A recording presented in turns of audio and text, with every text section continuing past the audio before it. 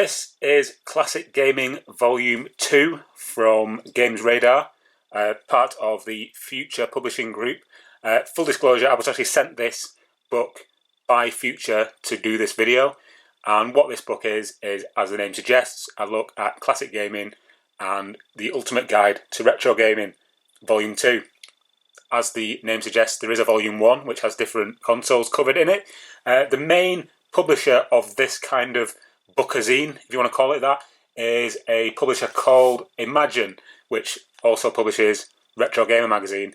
I believe Imagine has actually been bought by Future, so they are technically the same company after the next couple of months.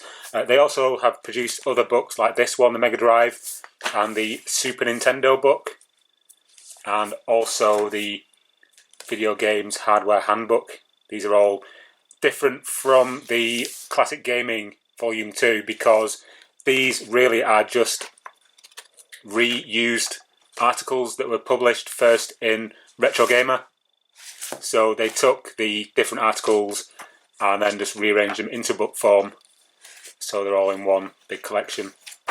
So that's the Video Games Hardware Handbook from Imagine. But back to this. This is, as I say, Classic Video Gaming Volume 2. And let's have a look at what it covers. The contents of this one are not as varied as what is covered in the Video Games Hardware Handbook.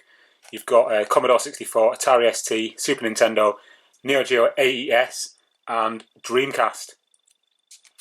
And each section talks a little bit about the hardware, some of the peripherals, the magazines that were actually out for the console and covered the console when it was in its natural lifespan, which is quite a nice touch actually. So you've got Commodore format here mentioned in the Commodore 64 section.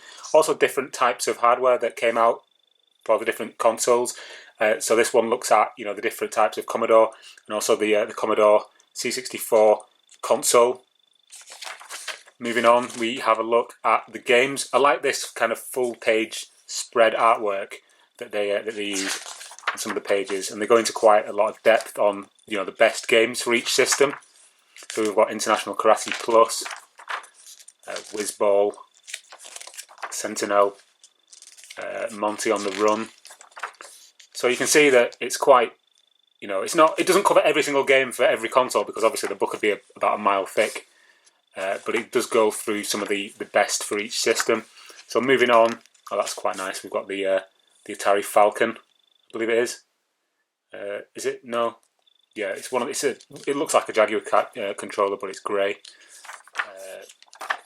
So here we've got the Atari ST section, Elite 2.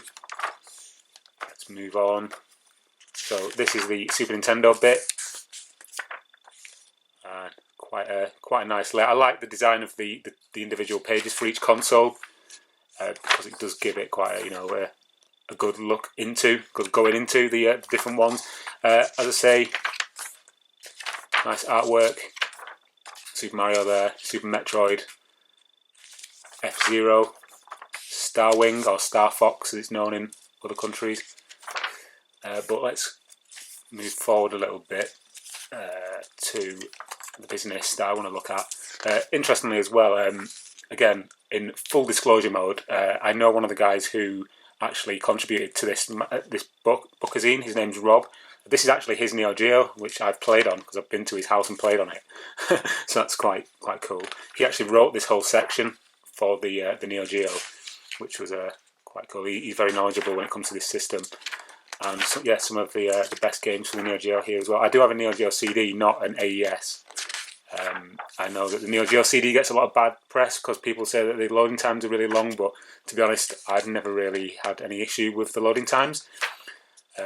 This is coming from somebody who used to have an Amstrad 464 Plus, and I used to sit there waiting for loading screens to load, let alone the actual game off a tape. Okay, so yeah, you've got some really cool games there for the Neo Geo AES. Windjammers, classic there. Last Resort. And this is the bit that I'm most interested in because people who know me will know that I'm a massive fan of the Dreamcast, and I run a Dreamcast blog site called the Dreamcast Junkyard, so that's why this is of particular interest to me.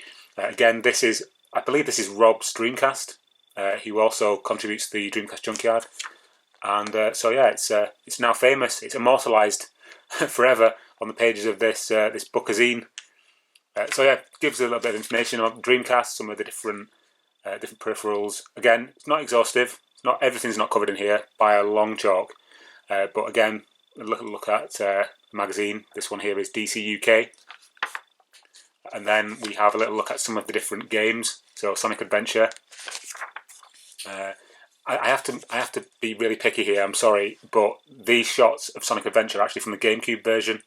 I know that because in the Dreamcast version, the killer whale doesn't have this kind of sheen on it, and Sonic, it doesn't have this like light source on his head. So that's how I can tell that these shots are not from the Dreamcast version. So that's one little thing I noticed. That's just me being a picky person. Again, Soul Calibur. We've got some shots here from Jet Set Radio, Power Stone 2. Shenmue, of course, you know, the one that everyone holds aloft as the biggest or the best game for the Dreamcast, or one of. So quite a lot of info there about Shenmue. You've got Code Veronica, Phantasy Star Online, Crazy Taxi. And then this is focusing on the Capcom games for the Dreamcast, because Capcom really did support the Dreamcast really well. Put out a ton of games for it. So down here we've got Plasma Sword, Cannon Spike, Project Justice, Marvel vs. Capcom 2, MSR, Typing of the Dead, and of course, everyone's favourite, Rez. And that's the end of the book. I like this SNK logo on the back here. As I say, it's not a massively in-depth book, but it is quite cool. It does sell for around £10. I think it's £9.99 it costs at retail. But it's a nice, cool little book. You know, it's got, if you're a fan of these systems, you know, and if you own any of them, then it's worth a look through. Again, as I said earlier, it's not as in-depth as something like this. But again, if you already subscribe to Retro Gamer magazine, as I do, then you'll most likely have read anything that's in this book and the other ones in the series. Whereas this particular bookazine is all new content. So yeah, that's Classic Gaming Volume 2. Pick it up if you're a fan of any of those systems. Thanks for watching.